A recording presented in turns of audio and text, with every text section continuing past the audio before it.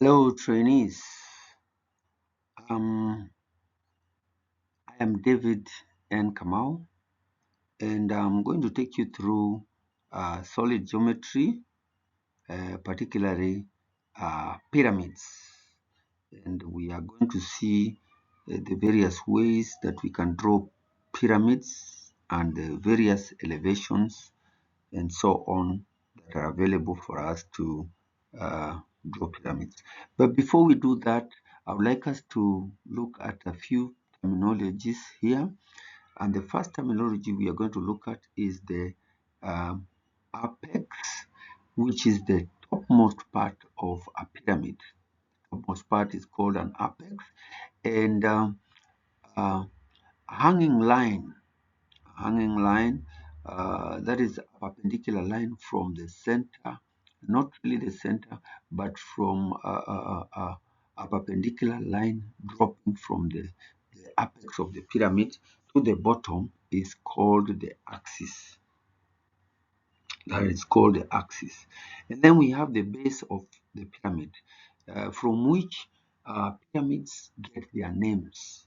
Yeah, for example, this pyramid here is called a triangular based pyramid. Why? Because the base of it is triangular. This one is called a square based pyramid. Why? Because the base is square. Then we have a pentagonal one, a hexagonal one, and so on and so forth. So the pyramids get their names from their bases. Now, the next thing we are going to look at is the face of a pyramid. So pyramids have faces, and their faces depend on how many sides that pyramid has. How many sides does that pyramid have? Now, like this, first one has three sides, which is a triangular based pyramid, meaning that this is one side, there is another side. These slanting sides are three on this pyramid. The slanting sides are four on a square-based pyramid. The slanting sides are five on a pentagonal and six on a hexagonal, and so on and so forth. So we have looked at the terminologies. Now let us move forward and see the next slide. So let us look at these two uh, types of pyramid. We have the horizontal, and we also have, we have the triangular, and we have the square-based pyramid. Now, the analysis that we want to do here is about the orientation of the plan. We're going to look at the orientation of the plan in relation to a horizontal line. So this horizontal line is the one that is going to inform us of what kind of orientation that we have. So looking at this first triangular based pyramid, we can see the projection here showing that this is an edge. We have one edge here, this is an edge. But when we come to this other side, we find that this is a side and not an edge. Yeah, because if we were to name this one A and B, then we would have this line as A stroke B, meaning that it has two edges combined together, giving us a side and not an edge. A side is obviously shorter than an edge. An edge will be longer than a side. Another thing that we can notice here is that um, we can see that the circumscribing circle is in line with this edge, meaning that this edge is already a true edge. Yeah, if you measure it, if you measure this edge from that from that angle, you'll be able to get the true length of that line. In this other case, we have the horizontal line not being oriented to any of the edges. All the edges are out of this horizontal line.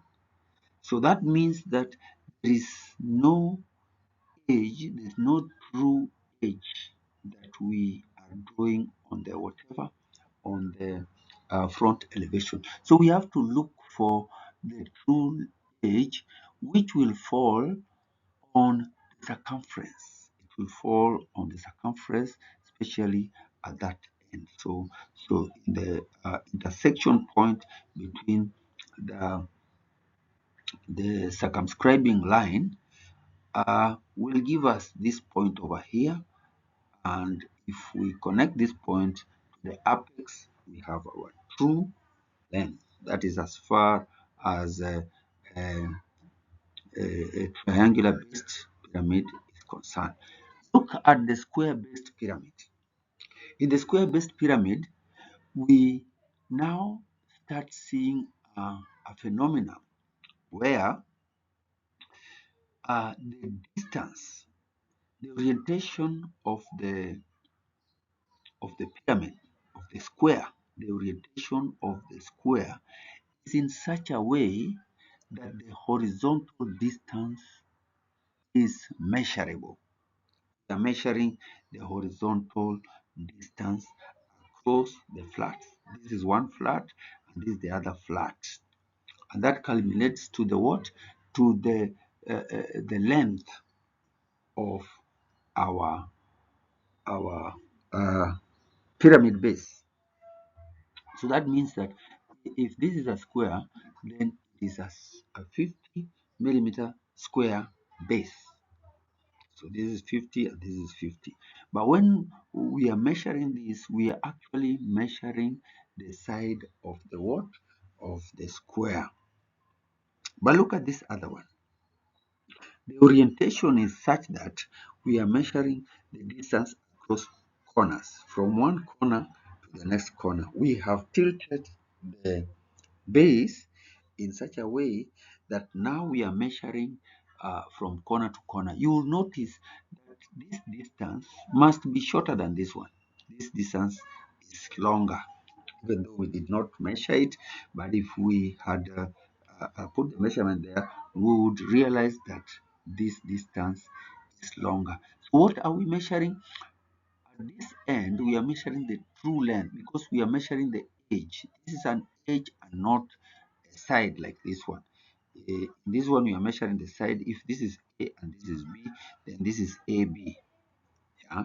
But in this case, if this is A and this is B, then this line is B. You see? So we are measuring an edge which now gives us the true length. Here we have octagonal based pyramid and hexagonal based pyramid.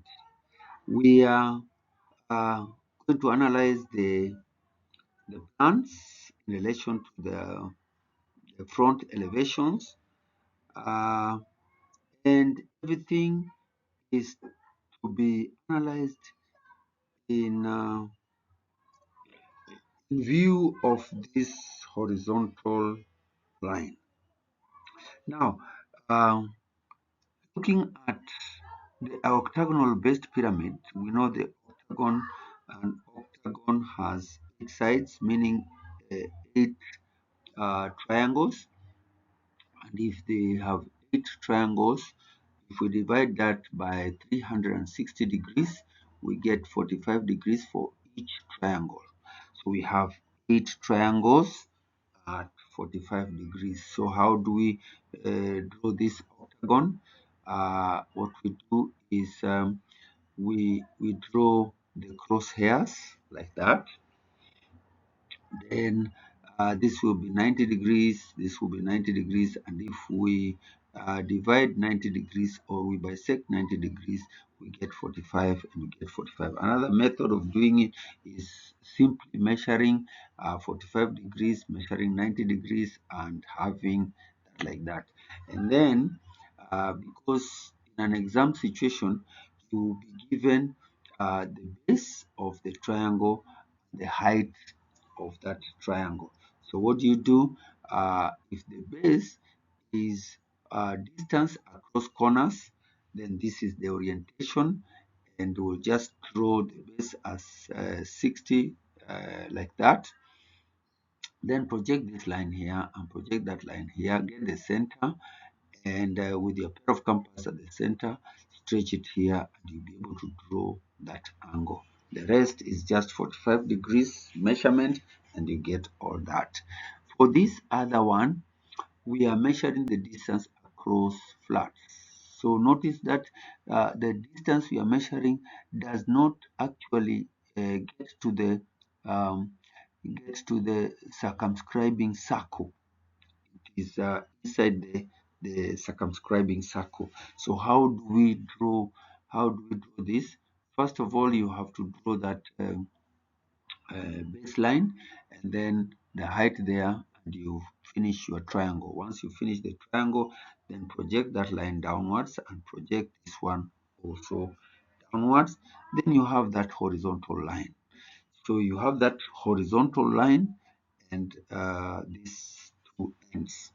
So what is happening here is that now, instead of measuring the angle of 45 in relation to this horizontal, we are measuring 22 and a half on the horizontal above and 22 on the lower part.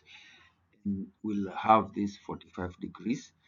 We also have this 45 degrees, so we can be able to put these other 45 degrees together by just having your pair of compass there, stretching it here, and drawing that circle. Then you can be able to do the 45 degrees to be able to get all these other sides. Hexagonal based, meaning that we have 6 sides. And if we have 6 sides, what are the angles? The angles are 360 degrees divided by 6. You get 60 degrees. Therefore, if it is the distance across corners, that simply means place your pair of compass here, measure half the distance across corners, which is in this case 30 millimeters. Measure that and stretch your pair of compass here. Draw that circle, then get this other 60 degrees. Measure. You can use a pair of you can use the set square. You have a set square, draw that 60, draw this 60, and you'll be able to finish that. Alternatively, you can just stretch your pair of compass here, draw that circle, and with that same stretch, stand here, strike on the upper side and on the lower side, stand here, strike on that side, and then connect these ones with straight edges. For this one, the orientation you can see now, it does not go up to the circumscribing circle, meaning we are not now talking about the diameter of this circle. We are talking of a distance shorter than the diameter, and we call it distance across flats because it's measuring from one flat to another flat. These are two flats. In this one, we are measuring from corner to corner. That's why it's called cross the corners. Now, so how do we do this one? You measure that 50 millimeters, 52 millimeters, or whatever distance you've been given. So once you've measured that distance, then you get that center. Once you get the center, then you measure an angle of 30. Measure an angle of 30 degrees on the horizontal, 30 on the upper and 30 on the lower. So you can have 30 degrees and 30 degrees like that. And this line will give you this point and this point. So with your pair of compass standing here, stretch here, and you'll be able to draw that circle. But we shall do this, we shall do it uh, uh, step by step in another video. So this is just a small explanation, and especially what I want us to get from these slides is the orientation of the plan as opposed to the front elevation, and particularly whether we are measuring corner to corner or flat to flat, corner to corner or flat to flat. That will inform us on how to go about drawing the plan and drawing the front elevation. Another thing that you need to notice here is that when we are talking about the octagonal base pyramid, you'll be given such a triangle. In the exam, you can be given a triangle that has five sides or five lines: one, two, three, four, five.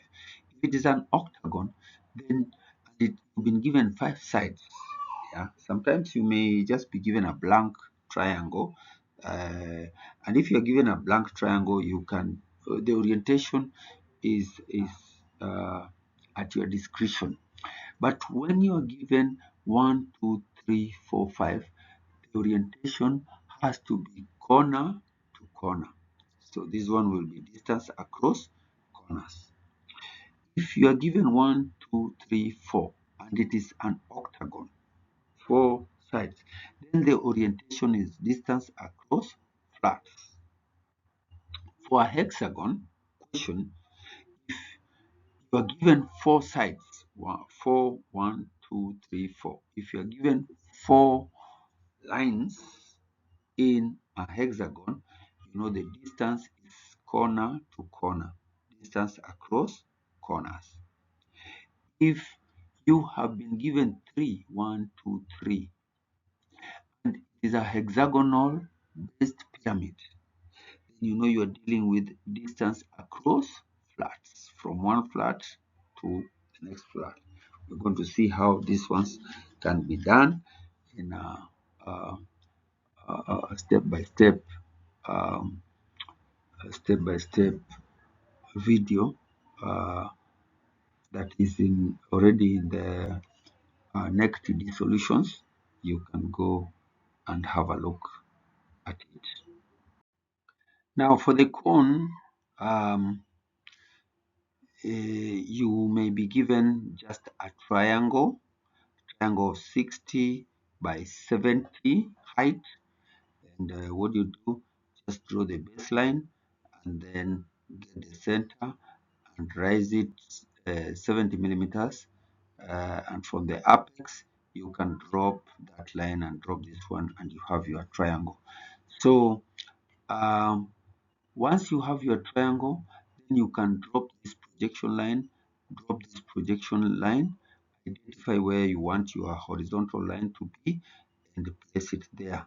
So at the center there, you can stretch your pair of compass to the end and describe that circle. For a cone, we need 12 points, and the 12 points, we can be able to get them easily using the set square. First thing you do is get this line, which already you can get from there, and then get the horizontal one. So you'll be having a crosshair. And from the crosshair, you can place 30 degrees. Yeah, use your set square to draw that 30 degrees. Use your set square to draw this 60 degrees. Same thing on the other side, use your set square to draw this 60 degrees, and use your set square to draw that 30 degrees, and you'll be having your 12 points. If you count these points, they'll come to 12. Now another way of dividing this is just by drawing that circle. You are describing this circle using the radius of 30 millimeters, and then stand here with their pair of compass and stretch at the same distance of 30 millimeters, you'll be able to strike this and strike that. Move here, you'll be able to strike this and strike that. Move here, you'll be able to strike this and strike that. Move here, you'll be able to strike this and strike that. And if you connect those points passing through the center to the opposite point, you will be able to get those 12 points. Everything has to be in construction lines. Everything has to be in construction lines. I just done it in finished lines so that you can be able to see it clearly. But please make everything construction line, because it's not everything that you are going to draw. This is just to show you how the orientation of the cone in relation to the plan. Yeah. Um, in most cases, when we shall be doing it very into detail, we shall need to have a Cartesian plane.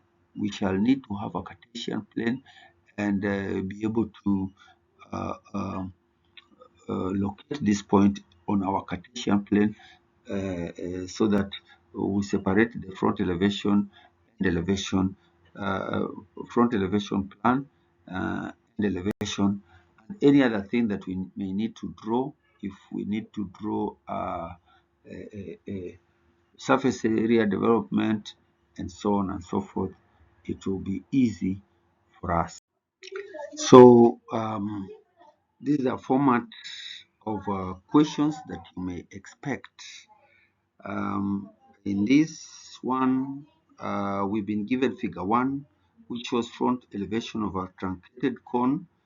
Draw the following. So this one, if it is a cone, we are going to use a plan and get 12 points on the plan, and we shall do this one into detail in another video. But here what we need uh, is the given front elevation. Draw it as it is, just 60 millimeters baseline, and then from the center raise it 70 millimeters, drop this and drop that, and you already have that one. Then you can measure 30 millimeters at the center there and place 30 degrees line.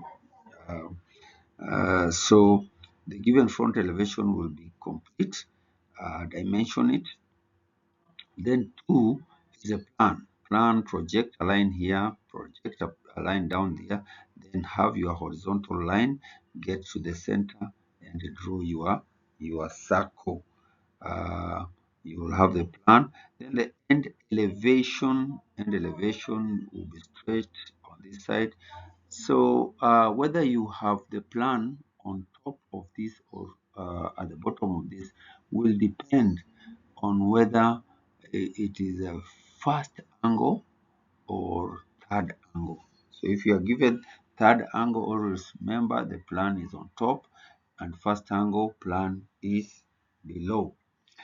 Then the next thing is the true shape. True shape has to be 90 degrees to this line. So you project a line there at 90, project a line there at 90, and several other lines that you will have gotten from the 12 equal points. They will give you another 12 points which you can project to get your true shape.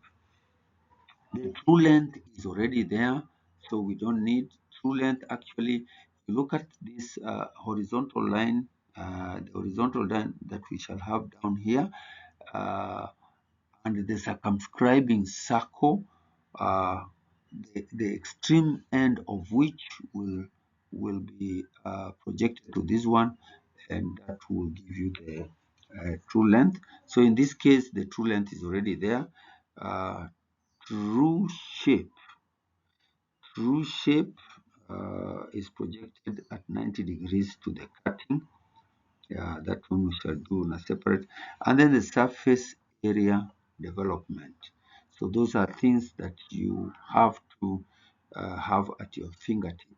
You have to have at your fingertip Only question that has not been asked here is the auxiliary view, and the auxiliary view may also be a possible question, so you also need to look at it.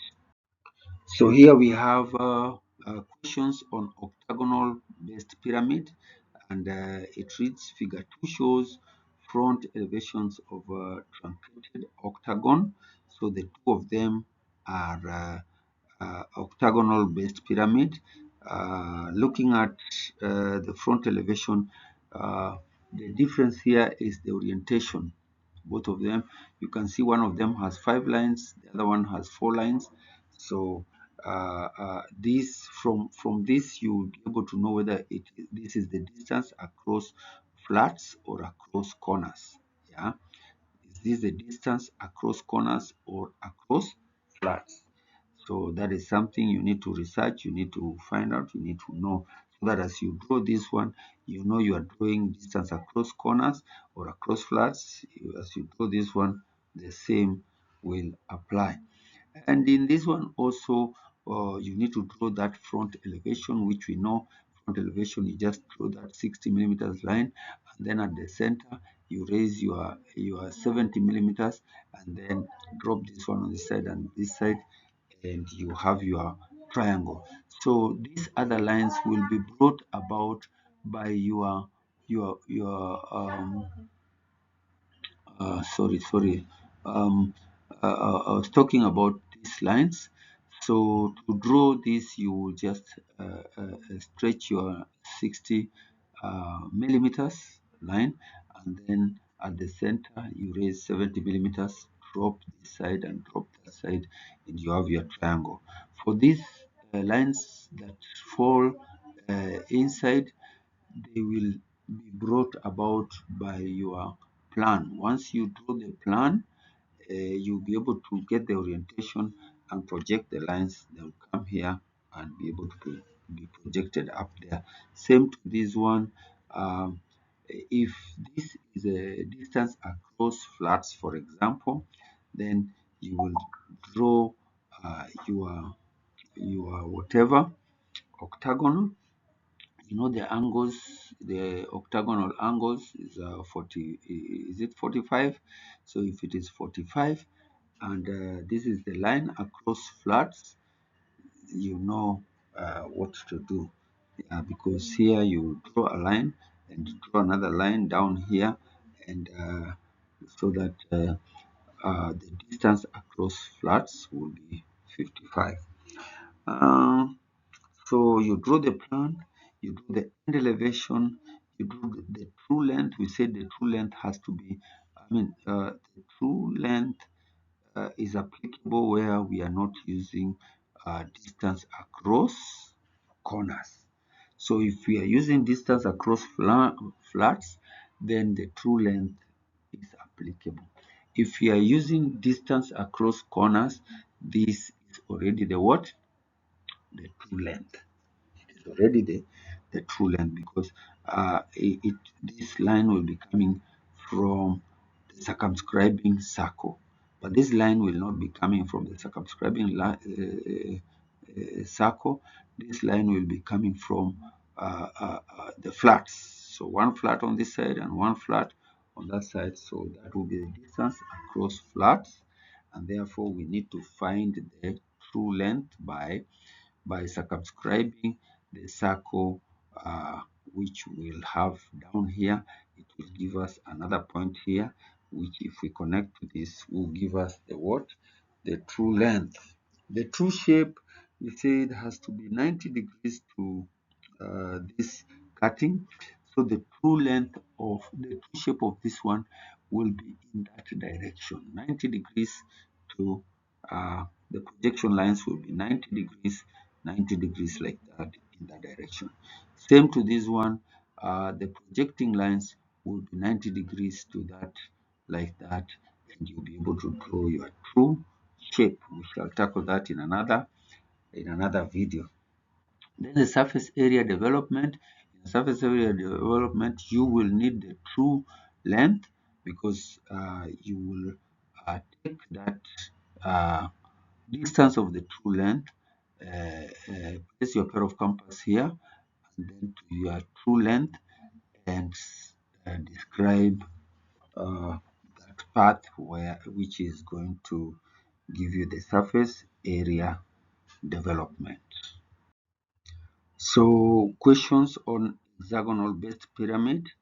uh, you will normally get a question of this nature given the base as 60, given the height as 70, and given the truncating line as 15, 20, 30, or whatever.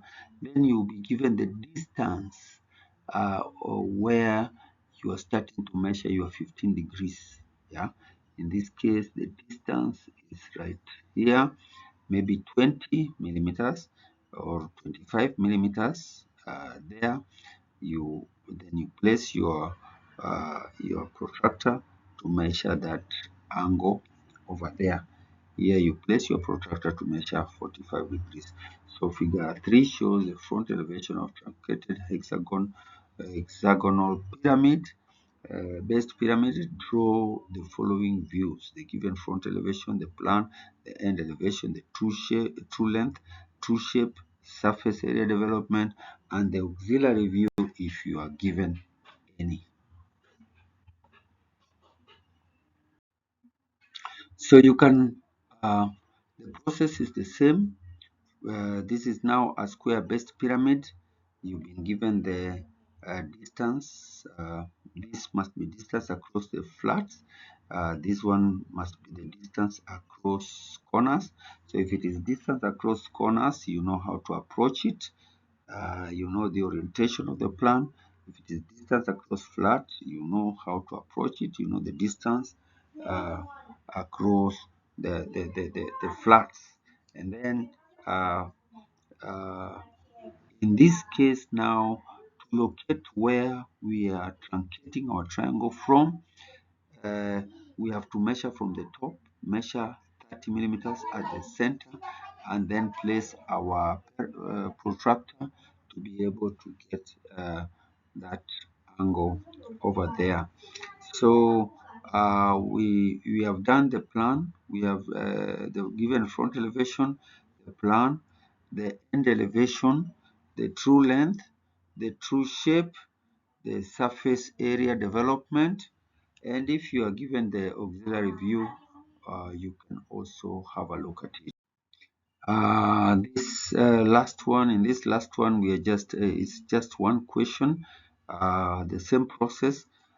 Given the baseline of 71 millimeters, just draw the baseline construction line 71 millimeters, and then get the center and erect your perpendicular at 70 millimeters. Then you can be able to spread the both sides to the base. Uh, in this case, we are measuring the truncation from this side. We are measuring 20 millimeters, and at that point, we are able to apply that 15 degrees. 15 degrees. You can be able to measure that using your protractor, and then we can be able to bring down the what. We can have our plan down here. So once we have the plan, then because the question here is asking us to draw an auxiliary view in the given direction. So the given direction is 45. So we are going to project everything at 45, and we are going to apply the measurements on the plan to be able to give us the auxiliary view. So if it is being projected at 45, you will project this at 45 degrees, project this at 45, project this at 45, project this at 45, so on and so forth. And then you can be able now to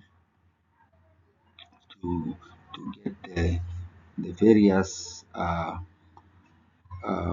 things that you need for you to be able to draw the auxiliary view. We shall look at that in details in the next video. So that is the end of this presentation. I hope you'll be able to give it a thumbs up. You'll also be able to like it, and probably subscribe, so that we are able to continue producing this, because this is for educational purposes, and it is helping the students who may not be able to get to class, or for revision purposes. So thank you, and I hope you have enjoyed.